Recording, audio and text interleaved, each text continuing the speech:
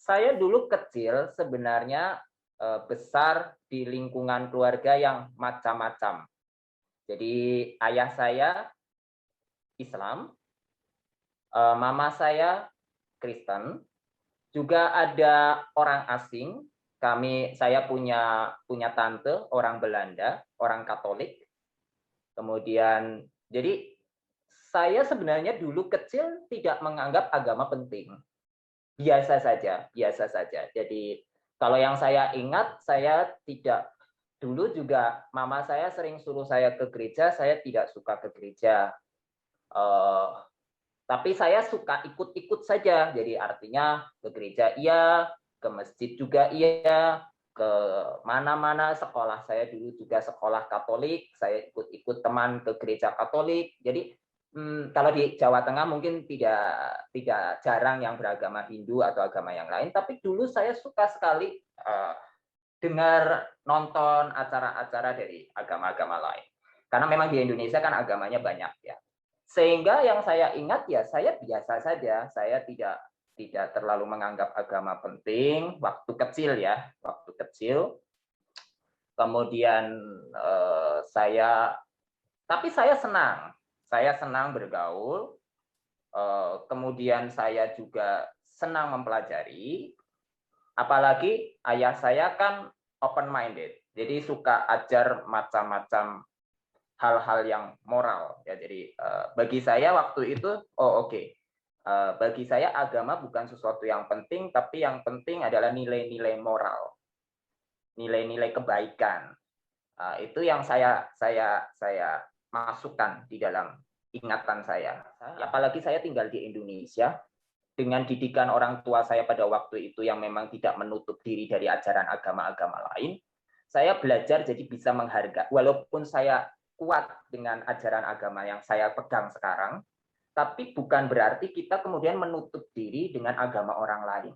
Artinya saya tidak perlu kalau dalam bahasa Indonesia ada istilah menghakimi agama lain. Oh, agama itu salah, agama ini salah, agama itu tidak benar.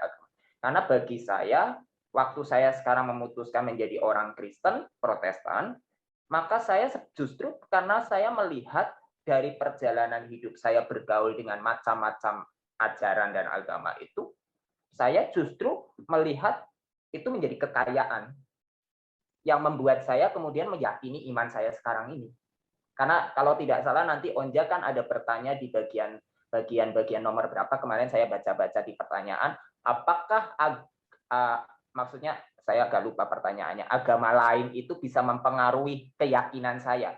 Kalau saya malah agak sedikit lompat ya, maaf, tapi sedikit aja. Saya mau bilang justru ketika saya makin banyak bergaul dengan agama lain, saya semakin kuat dengan ajaran saya.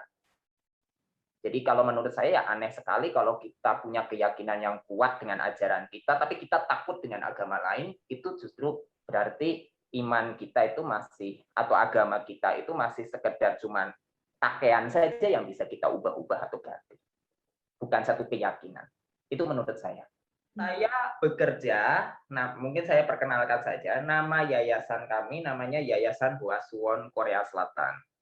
Jadi memang didirikan oleh orang Korea dengan donatur mandiri. Artinya kami tidak terikat dengan gereja, tidak terikat dengan lembaga apapun, tidak terikat dengan perusahaan ataupun kantor. Jadi bukan fundraising juga. Jadi kami mandiri, kami dibiayai oleh orang-orang yang memang punya belas kasihan atau memang secara sukarela mau membantu anak-anak yatim piatu. Nah, yayasan kami punya dua lembaga. Satu adalah panti asuhan yang adalah mengadopsi anak-anak yatim piatu itu, dan kemudian dari anak-anak yatim piatu itu mereka bersekolah di lembaga yang sama. Kami mendirikan satu sekolah namanya Boas Intercultural School. Nah, Boas Intercultural School ini konsepnya adalah homeschooling. Jadi kami bekerja sama, kalau di Indonesia ada cara, gitu. Jadi singkatnya itu artinya kami harus bekerja sama dengan pemerintah dan negara untuk supaya kami punya standar yang sama seperti sekolah pada umumnya, tapi kami atur dengan cara kami sendiri. Artinya kami tidak ikut kurikulum cara mereka, hanya kalau yang ujian memang kita harus ikut. Biasanya ada 5 atau 6 mata pelajaran yang harus sesuai dengan standar pemerintah. Tapi yang lain kami bisa atur sendiri. Oleh karena itu kami memang tidak ada pelajaran agama. Gitu. Nah, saya lebih banyak fokus di sekolahnya. Saya lebih banyak hampir 100% saya mengatur dan mengendalikan urusan sekolah. Nah, sedangkan yang di asrama ada teman-teman atau ada pembina yang memang khusus atur di sana di asramanya gitu ya. Tapi kita sama-sama kerjasama sebenarnya tidak terpisah. Jadi artinya antara asrama, antara panti asuhan dengan. Tapi kami tidak pernah mau menyebut panti asuhan, apalagi kepada anak-anak. Karena kami selalu bilang sama anak-anak, kamu bukan anak panti asuhan. Karena istilah panti asuhan di Indonesia mungkin agak sedikit negatif. Jadi kami memang menghindari perkataan itu. Itu hanya untuk izin saja, supaya kami punya legalitas di Indonesia. Karena di Indonesia kan segala sesuatu harus diatur berdasarkan izin dari negara. Begitu. Mungkin agak nggak tahu kalau di Jerman bagaimana ya seperti itu. Tapi saya pikir mungkin hampir di semua negara juga sama. Biasanya ada aturan khusus. Jadi harus ini lembaganya bentuknya apa. Nah, jadi kami memang karena mengadopsi anak-anak yatim piatu ya kalau berdasarkan aturan di Indonesia harus ikut cara panti asuhan. Jadi izinnya panti asuhan, tapi kami selalu menyebut kami rumah BOAS. Kami bukan panti asuhan, tapi rumah BOAS didirikan oleh Yayasan BOAS. Gitu ya. Nah, anak-anak sama sekolah, intinya anak-anak juga sekolah di sekolah yang saya atur itu. Jadi bersama beberapa teman guru, kami sekarang karena guru-gurunya kan ada yang di luar tinggalnya, artinya memang mereka sudah punya keluarga, dan ada yang tinggal di dalam asrama. Nah, kalau yang tinggal di dalam asrama sejak COVID, sebuah sistem agak sedikit berubah. Jadi sejak COVID, sebuah sistem belajarnya itu adalah secara online dan juga tatap muka. Guru-guru yang tinggal di asrama, mereka tatap muka dengan anak-anak. Tapi guru-guru yang di luar, mereka mengajar lewat Zoom. Jadi kita sudah sejak 2 tahun, pokoknya sejak COVID pertama kali sampai sekarang, kita sistemnya caranya seperti itu. Gitu. Jadi, dan sekolah ini non-profit, artinya apa? Semua anak-anak dibiayai oleh Yayasan BOAS. Jadi fully tidak ada biaya yang dikeluarkan karena mereka memang tidak ada orang tua. Jadi mereka betul-betul diasuh oleh panti asuhan di rumah BOAS itu dan mereka bersekolah di situ. Semua didanai dan dibiayai oleh Yayasan BOAS yang artinya Yayasan BOAS dapat uang dari mana? Dari bantuan-bantuan orang-orang yang berbelas kasihan dengan kami semuanya. Gitu. Ada orang Indonesia juga, ada orang Korea, ada orang asing juga yang lain. Jadi campur-campur. Jadi kami tidak terikat dengan siapa-siapa, mengadopsi anak-anak dari sejak bayi, dari manapun berada. Jadi setiap rumah sakit, tapi memang kami punya kerjasama yang baik dengan 3 atau 4 rumah sakit di Indonesia. Baik di Surabaya, ada di Magelang, juga di Jakarta. Gitu. Jadi artinya kalau rumah sakit menghubungi kita, kemudian bilang ini ada bayi nih, kami siap menampung. Tapi kami biasanya periksa dulu. Kami survei dulu, kemudian oke, ini kami bisa lakukan, kami bisa layani, kita bisa adopsi, ya kita adopsi. Tapi kalau kami tidak sanggup, ya kami biasanya sih. Tapi sejauh ini ya kami menyanggupi, kebanyakan menyanggupi untuk terus mengadop. Sampai sekarang masih ada kami sampai sekarang itu 34 anak yang kita asuh dari bayi kecil yang baru lahir sekitar 1 bulan sampai yang paling besar kalau untuk sekarang SMA kelas 12. Nanti kalau SMA sudah selesai, berarti yang berikutnya masih SMP nanti gitu. Dan seterusnya biasanya polanya seperti itu. Tapi sampai saat ini kami punya janji sama anak-anak masih terus akan mengadopsi mereka, bahkan masih membiayai kehidupan mereka sampai kuliah ketika mereka mau kuliah. Jadi sampai saat itu ya itu yang kita kerjakan. Kurang lebihnya seperti itu. Artinya bahwa agama itu seperti itu, sebuah cara manusia mencari tujuan hidupnya. Tapi kalau dalam artian saya dengan iman Kristen saya lebih melihatnya sebagai panggilan hidup saya. Jadi kekristenan bagi saya bukan agama saya. Artinya kalau misalnya di KTP saya tidak perlu ada, karena di Indonesia kan ada KTP yang harus ada identitas agama. Mungkin agak berbeda dengan di Jerman atau di negara-negara lain gitu ya. Bagi saya sebenarnya saya tidak peduli dengan kata Kristen kah, mau tidak peduli dengan kata Islam kah, tidak peduli dengan kata-kata agama-agama yang apa ya, yang sebenarnya kan kata-kata khususnya Kristen ya, khususnya Kristen. Kalau berdasarkan historinya kan Kristen itu sendiri kan sebetulnya sebutan dari orang lain mengejek untuk orang-orang yang ikut Yesus Kristus. Jadi bagi saya sebenarnya nggak penting sebutan-sebutan itu. Jadi mungkin saya pisahkan dua ini. Onja mungkin agak bingung atau tidak? Ya, jadi saya mencoba mendefinisikannya agak terpisah. Jadi kalau agama menurut saya berdasarkan kata per kata itu cara manusia mencari tujuan hidupnya. Tapi kalau menurut saya pribadi dengan iman saya sebagai orang Kristen, saya nggak menganggap itu sebagai agama, tapi sebagai panggilan hidup. Itu saja sih kalau menurut saya. Saya yakin ini juga kalau misalnya di-compare dengan negara-negara lain atau dibandingkan dengan negara-negara lain yang setahu saya tidak berbasis agama, kemajuan satu bangsa, demokrasi termasuk seperti di Jerman kelihatannya, walaupun mungkin Jerman juga ada masalah sendiri ya, ada masalah-masalah sendiri. Yang tidak ada pelajaran agama, setahu saya juga di Amerika atau di negara-negara seperti Korea Selatan juga yang tidak ada pelajaran agama, mereka jauh lebih menghargai keberagaman. Saya perhatikan seperti itu. Seperti Onja kan menghargai kami juga orang-orang Indonesia, gitu ya. Lebih menghargai keberagaman.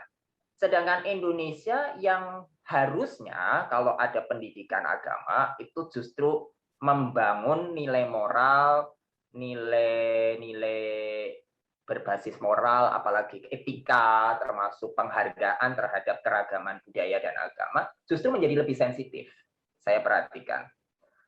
Memang agak, mungkin pernyataan saya kalau diucapkan di Indonesia bisa kontroversial. Artinya gini, perkataan saya ini bisa dianggap seolah, oh berarti Bro Nuke mau menghapus pelajaran agama.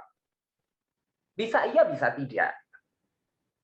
Kalau efek sampingnya kemudian pelajaran agama membuat kita jadi tertutup, kenapa tidak lebih baik dihapus? Karena itu jadi justru membuat kita menutup juga dari dunia luar kalau seperti itu. Ketika pelajaran agama itu menjadi eksklusif, itu saya yakin itu merusak bangsa. Tapi kalau pelajaran agama itu ditanamkan menjadi inklusif, artinya justru kita jadi melihat cara pandang yang lebih luas, artinya ya melihat agama itu dari sisi historis, dari sisi faith, dari sisi aspek yang luas. Karena agama ini kan sebenarnya kalau mungkin bagi apalagi Onja kan banyak belajar di interfaith, juga banyak belajar di sosiologi, mungkin antropologi, itu kan sebenarnya kalau kita belajar tentang agama ini kan aspeknya cukup luas. Artinya tidak cuma bicara tentang cuma keimanan, cuma keyakinan satu sisi dari agama tertentu gitu. Itu kalau kita membacanya dengan cara yang luas, saya yakin bangsa Indonesia bisa sangat maju dan sangat mendukung demokrasi. Karena kita jadi punya cara pandang yang mungkin jauh lebih kaya bahkan daripada negara-negara yang seperti negara-negara di Jerman atau negara-negara lain yang tidak ada pelajaran agama gitu ya. Ibaratnya saya mau mencoba menggabungkan kalau pelajaran agama diterapkan di Indonesia itu akan menjadi baik ketika pelajaran agama itu justru membagikan wawasan yang luas kepada anak didiknya, bukan justru menutup diri seolah-olah oh agama saya paling benar, agama dia yang salah atau ajaran yang lain salah. Itu justru akan merusak demokrasi. Tapi ketika kita dengan berani, ibaratnya seperti ini, ketika kita menjadi kitab yang terbuka, artinya kita berani dikoreksi, kita berani dikritik, termasuk agama itu sendiri berani kritik. Artinya pendidikan agama, saya gunakan satu kata yang mungkin kayaknya kalau nggak salah ada di pertanyaan atau ada di mana. Agama tidak dijadikan indoktrinasi. Mungkin Onja paham ya istilah indoktrinasi. Jadi bukan untuk indoktrinasi, tapi untuk menjadi kitab yang terbuka, yang siap dikritik, dikoreksi, itu justru akan membangun iman seseorang, akan membangkitkan rasa cintanya dia terhadap agamanya dia sendiri, tapi juga dia akan menghargai keragaman atau menghargai orang lain yang agamanya berbeda. Dan disitulah demokrasi terjadi. Tapi di Indonesia masih sayang, sejak yang nggak sejak reformasi, sebenarnya sudah sejak lama ya. Kalau di Onja kan kalau tidak salah ada pertanyaan bagaimana kondisi keagamaan setelah reformasi. Tapi kalau saya sih melihatnya, bahkan ini sebenarnya kalau dilihat dari histori Indonesia cukup lama, pertarungan agama di Indonesia itu sudah silih berganti. Jadi kelihatannya nggak, entah dari mana, di Indonesia itu terlalu tajam sekali, satu sama lain berbeda. Jadi karena sukunya banyak, kulitnya juga warnanya macam-macam, agamanya macam-macam, walaupun di sini mayoritas Islam, tapi boleh dibilang semua sama kuat. Sama kuat. Jadi ini mungkin agak berbeda dengan di Malaysia atau di negara-negara seperti Arab, Saudi yang jelas, walaupun di sana ada Kristen, mungkin ada agama lain, atau di Jerman juga ada mayoritas mungkin Kristen atau Katolik, tapi ada agama-agama lain, itu tapi kelihatan mana yang mayoritas, mana yang minoritas. Tapi kalau di Indonesia walaupun minoritas orang Kristen, tapi kekuatannya hampir sama dengan orang Islam. Hampir sama dengan orang Hindu. Satu pulau di Bali hampir semua Hindu. Mereka punya kekuatan. Sehingga di sini kelihatannya karena semua merasa kuat, gesekan antara satu sama yang lain sangat sensitif. Hukum yang mengatur bahwa semua agama yang diakui pemerintah punya hak kedudukan yang sama. Sehingga mungkin saya yang Kristen, walaupun saya minoritas, saya merasa saya sama mereka yang agamanya ini. Jadi kalau ada sedikit singgungan, agak cukup tajam. Tapi sebenarnya ya akhir-akhir ini sih tidak terlalu. Tapi kemarin-kemarin saja sejak ada yang peristiwa tentang apa ini namanya? Kan ada FPI, ada HTI, mungkin Onja pernah tahu kan sekarang dibubarkan di Indonesia. Itu pun kan sebenarnya walaupun organisasinya dibubarkan, gesekan antar kelompok ini masih tajam, sebenarnya masih tajam. Jadi ya karena merasa semua punya kedudukan dan hak yang sama. Itu membuat mungkin pride, kebanggaan, sekaligus tuntutan hukum. Jadi mungkin itu yang kalau saya melihatnya seperti itu. Berangkat dari pengalaman saya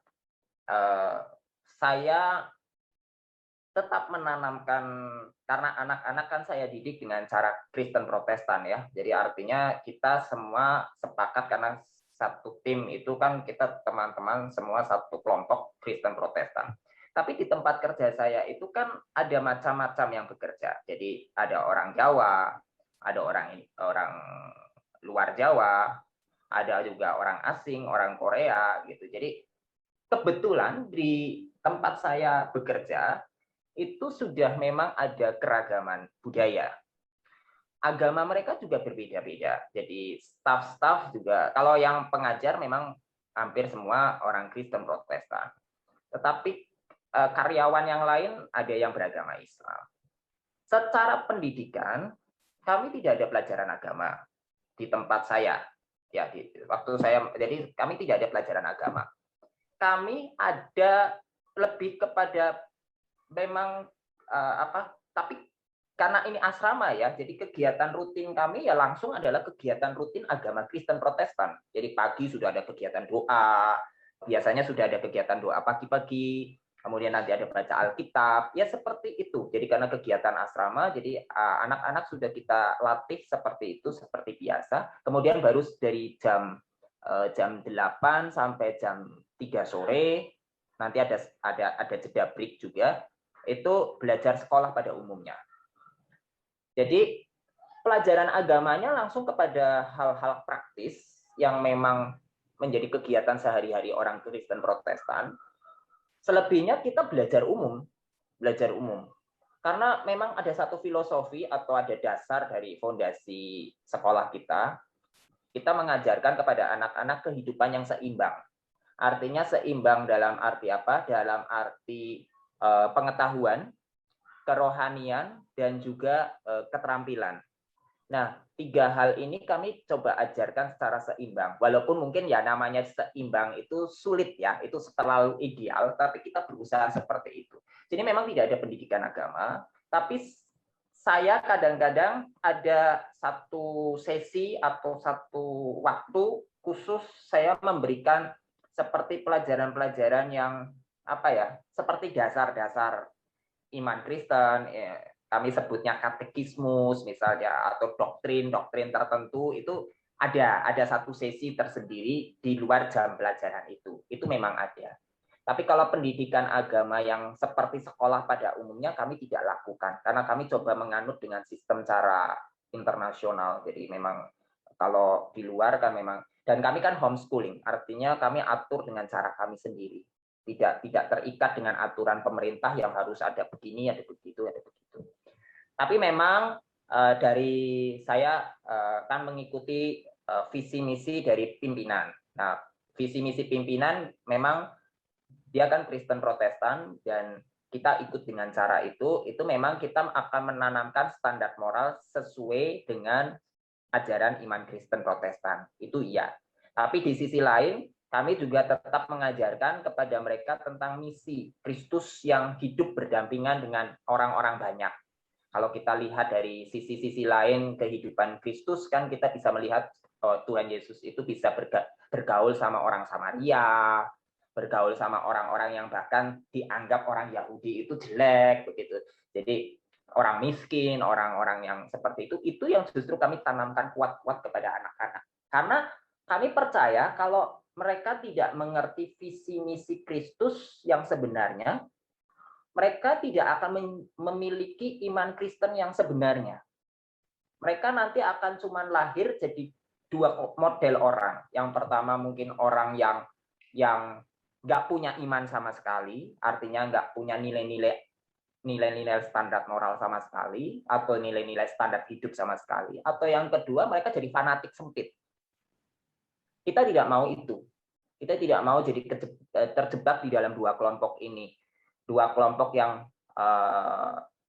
fanatik sempit, yang artinya sangat mengimani agama Kristen tapi sangat benci dengan orang lain, karena itu tidak sesuai visi misi dalam ajaran Alkitab. Atau yang kedua, jadi orang yang sama sekali tidak punya standar. Saya pikir kasihan sekali, apalagi mereka kan anak yatim piatu. Kalau seorang anak yatim piatu tidak punya standar, tidak punya role model, bagaimana mereka bisa menjalani hidup? Gitu. Kadang-kadang aja sebagai anak yatim piatu, mereka mungkin kadang-kadang punya sedikit cari perhatian, kadang-kadang lebih nakal daripada umumnya anak-anak. Karena mereka kan ingin mendapatkan role model. Nah, kalau bagi saya, khususnya bagi saya, role model itu nggak bisa diciptakan oleh saya. Kalau mereka ikut cara saya, itu juga jelek. Karena saya juga punya kelemahan. Atau ikut cara siapa juga kurang bagus. Saya pikir, ya karena saya orang Kristen Protestan, ya role modelnya ikut cara Yesus Kristus. Begitu. Jadi saya pikir mereka diarahkan untuk memiliki role model seperti Yesus Kristus. Jadi itu standar yang kami mau tanamkan kepada anak-anak. Berarti kalau ikut Yesus Kristus, cara hidupnya gimana? Bisa berdampingan dengan orang banyak, bisa menjadi contoh, bisa menjadi teladan, bahkan bisa dalam Alkitab itu ada istilah mewartakan Injil, artinya bisa menjadi role model bahkan bagi orang lain. Seperti itu. Menurut saya, nilai-nilai moral yang coba kami tanamkan ke anak-anak seperti itu. Kurang lebihnya. Ya, mungkin karena saya banyak dari pendidikan, saya bicara dengan konteks saya sebagai seorang pengajar. Karena kebetulan juga kita obrolannya ada di dalam konteks interfaith dan demokrasi, saya pikir gini, pendidikan yang baik akan menjadi pengaruh yang baik satu bangsa atau satu negara. jika pendidikan itu tidak eksklusif, tapi pendidikan itu inklusif. Pendidikan yang inklusif artinya apa? Saya belajar selalu seperti Yesus Kristus mengajarkan saya, dan Alkitab juga mengajarkan, menjadi kitab yang terbuka. Artinya yang siap dikoreksi, yang siap dikritik, yang siap diperbincangkan, maka di situ kita akan ketemu yang namanya faith itu sendiri. Jadi termasuk saya pikir ini akan menyeluruh juga bagi guru-guru, bagi orang tua, bagi keluarga-keluarga. Kalau kita berani dikritik, kita berani dipercakapkan, kita berani diajak diskusi, justru kita sedang memancing generasi selanjutnya memiliki cara pandang baru yang terbuka. Dan akhirnya apa yang kita harapkan, misalnya kalau saya orang Kristen Protestan, kita berharap biasanya anak-anaknya juga ikut cara kita. Atau mungkin yang Muslim ikut cara kita. Itu justru malah lebih tercapai. Tapi kalau kita berpikir eksklusif, kita berpikir, oh pokoknya dikurung menjadi satu kelompok begitu. Seperti kalau di dalam bahasa Indonesia ada peribahasa katak di dalam tempurung. Justru ketika mungkin Oja pernah dengar ya, katak di dalam tempurung. Di Indonesia ada peribahasa yang sangat terkenal. Kalau anak kita didik dengan cara eksklusif, itu seperti katak di dalam tempurung. Ketika tempurungnya dibuka, anak itu kaget dengan dunia luar, dan justru apa yang kita cita-citakan hancur semuanya. Karena sudah terbiasa hanya pada satu cara pandang, ketika dibuka anak itu kaget, dan akhirnya justru cita-cita atau mimpi-mimpi kita hancur. Dan itu yang akan menghancurkan juga demokrasi, kenapa juga nanti lahir terorisme, kenapa nanti akan lahir juga fanatisme, semua sebenarnya cuma berangkat dari eksklusif itu. Saya pikir itu. Dimulai dari pendidikan yang inklusif, pasti akan membangun generasi yang luar biasa. Akan maju, bahkan akan sesuai dengan harapan dan cita-cita. Tapi kalau kita tertutup, ya siap-siap saja kita akan mengalami. Itu saya pikir.